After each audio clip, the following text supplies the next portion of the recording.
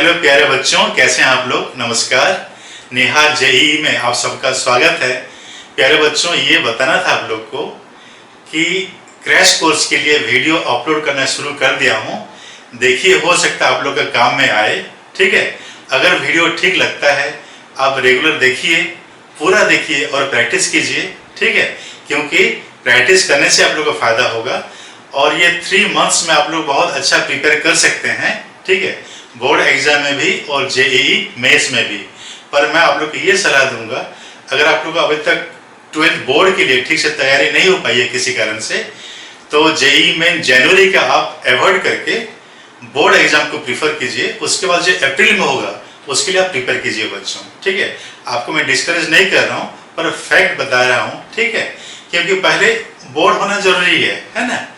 तो बच्चों, फिर से बता देता हूँ, क्रैश कोर्स के लिए अपलोड करना शुरू कर दिया हूँ, वो आप लोग बोर्ड एग्जाम के लिए, क्योंकि ये कॉन्सेप्ट तो रहेगा ही, है ना, और जेईई मेंस के लिए, दोनों के लिए काम में आने वाला है। ठीक है, तो आप लोग देखिए, अच्छा लगता है सब्सक्राइब कर लीजिए, लाइक कीजिए और शेयर जरूर कर दीजिए। ऑल द बेस्ट बेटा।